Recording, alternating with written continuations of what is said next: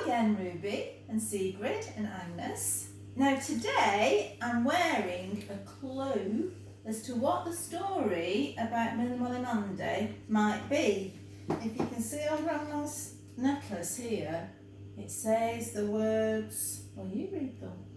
You read them. And if you can't, ask Mummy or Daddy.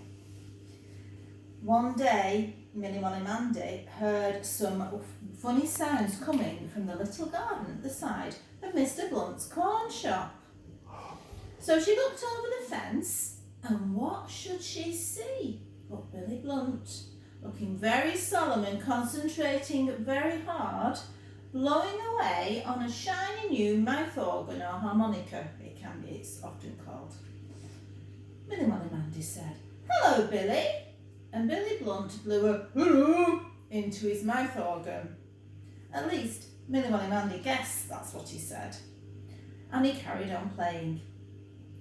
Millie Molly Mandy waited a bit and listened, and suddenly she found she knew what he was playing because she recognised the tune.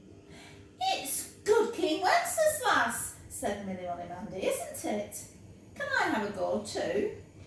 "I'm practising," said Billy Blunt, stopping for a moment and then carrying on with his mouth organ. "Practising what?" said Millie Molly Mandy. "Carols," said Billy Blunt. "What for?" said Millie Molly Mandy. "Don't you know?" said Billy Blunt. "It's Christmas time. It's nearly Christmas." "Then we could go carolling together," said Millie Molly Mandy with a sudden thought. "You could play your mouth organ and I could sing. I like singing. And we could do it outside people's houses on Christmas Eve. Oh, let's do that." But Billy Blunt only said, and went on blowing his mouth organ. But he did it rather thoughtfully, as if he was thinking about Millie Molly Mandy's suggestion. Millie Molly Mandy waited a bit longer. And then she was just about to say goodbye and go on her way when Billy Blunt said, "Here then, you can have a go if you want to." So Millie Molly Mandy, very pleased, took the mouth organ and wiped it on her skirt to get rid of Billy's spit and had a good go. And Billy Blunt somehow knew she was playing God Save the King, because we didn't have a queen in England at the time of Millie Molly Mandy. They had a king. And then she wiped the mouth organ again and gave it back to Billy, saying goodbye, don't forget about the carol singing, and went on home up the white road with the hedges on either side. A few days later, when it was the day before Christmas Eve, Billy Blunt came up to the nice white cottage with the thatched roof where Millie Molly Mandy lived to bring a bag of meal which Uncle had ordered from Mr. Blunt's corn shop for his chickens.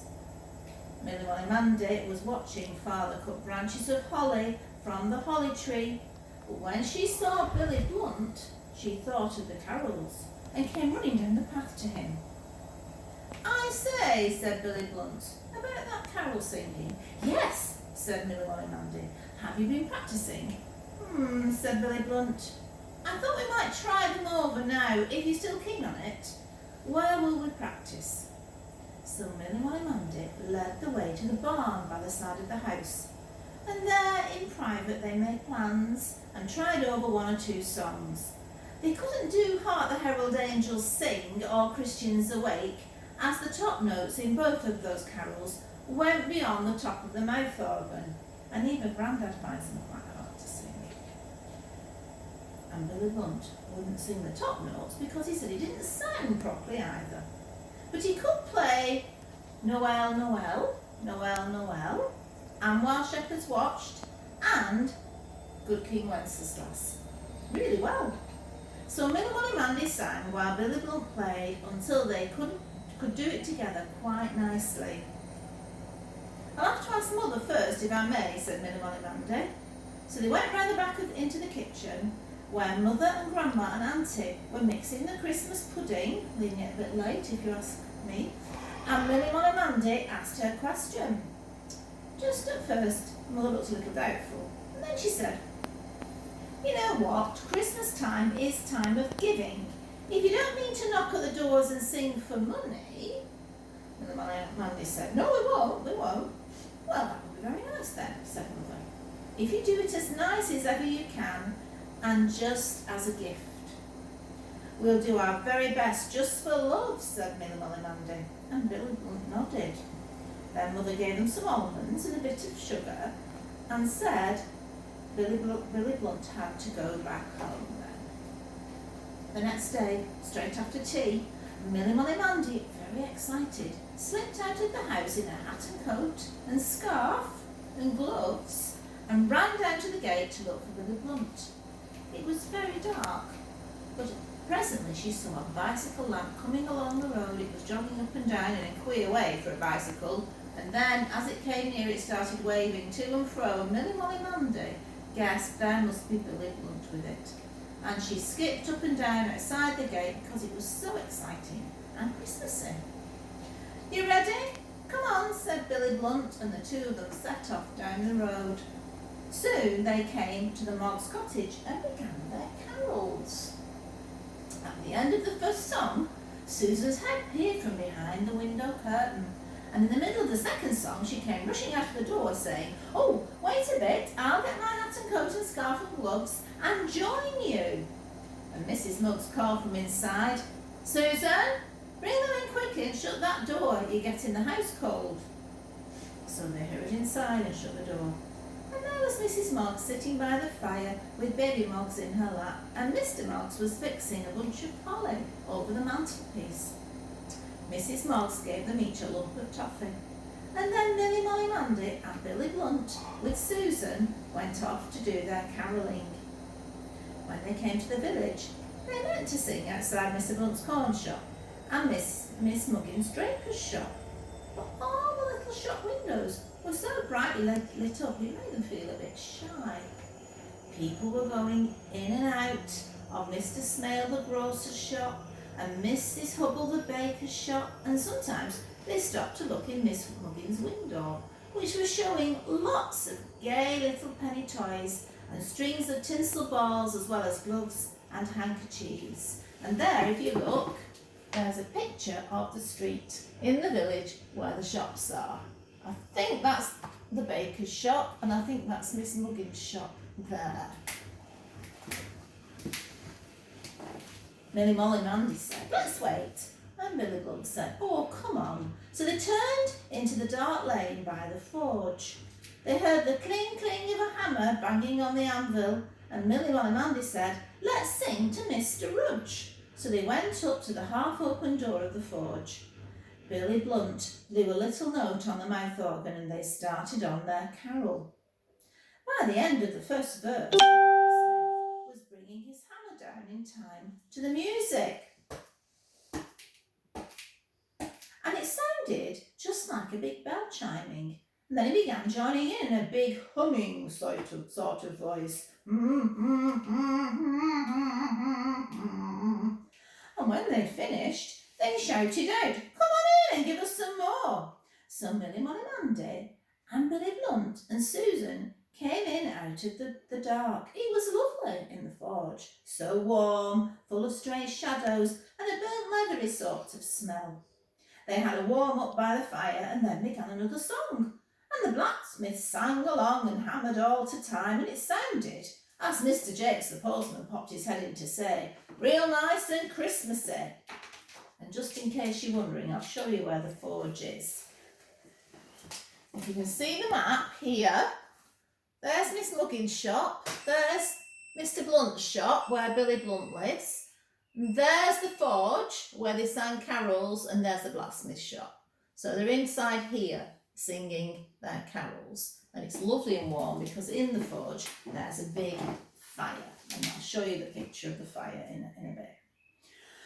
Go on, sing some more, said the blacksmith, burying his horseshoe in the fire again to make it hot so he could punch nail holes in it, and then eventually, when it cooled down, he could put it onto the hoof of a horse. We can't do many more, said Milly Molly Mandy, because the mouth organ isn't quite big enough. It won't play Hark the Herald Angels. Oh, never mind, said the blacksmith. Go on, William, to Billy. Try it, Hark the Herald Angels Sing. So Billy Blunt grinned and struck up, and everybody joined in so well that nobody noticed that Billy wasn't playing the top notes. While they were in the middle of it, the door creaked open a little wider, and Miss Muggins' Jilly slipped in to join the fun. And later on, Mr. and Mrs. Blunt strolled over when they had shut up shop, and then Mr. Critch, the thatcher who made the thatched roofs on the cottages. And soon it seemed as if half the village were in and around the old forge, singing away song after song, while the blacksmith hammered like big bells on his anvil, and got all his short horseshoes finished in good time before the Christmas holidays.